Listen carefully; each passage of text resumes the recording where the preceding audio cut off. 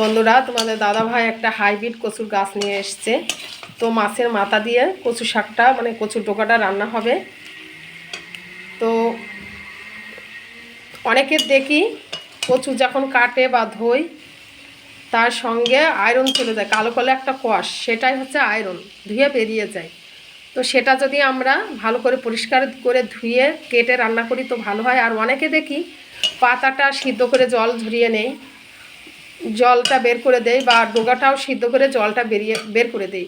সেই জলের ভিতরে অনেক কালো কালো যেটা থাকে সেটা আয়রন বা ভিটামিন, আমাদের দেহে রক্ত সঞ্চারিত করে বা ভিটামিন হয়, শক্তি হয়, দেহের আয়রনের ঘাটতি পূর্ণ করে।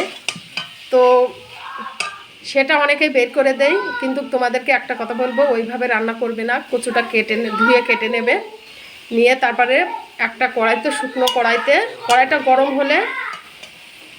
গরম হলে কচুটা কেটে দিয়ে দেবে কড়াইতে। আর লবণ হলুদ দেবে, পরিমাণ মতন কাঁচা লঙ্কা চিড়ে দেবে, দিয়ে নাড়াচাড়া করবে। আর জলের যদি প্রয়োজন হয় তো একটু জল দেবে, দিয়ে তুমি দেখবে ঢাকা দিয়ে, এমনি কচু ঢাকা দিলে জল বেরিয়ে আসে। তো কষাতে কষাতে জল এমনি বেরিয়ে আসবে, আর যদি প্রয়োজন হয় তাহলে জল দেবে। তো এইভাবে কচু শাক রান্না করবে বা কচু ডুকা রান্না করবে, দেখবে আয়রনটা বেরিয়ে যাবে না। সেটা শরীরের পক্ষেও ভালো, আমাদের ঘাটতি পূর্ণ করে, আয়রনের ঘাটতি, বা রক্ত সঞ্চারিত করে, ভিটামিন হয়। তো তারপরে তুমি নামিয়ে তোমার ইচ্ছা যা কিভাবে তুমি ফোড়ন দেবে, এইভাবে রান্না করবে।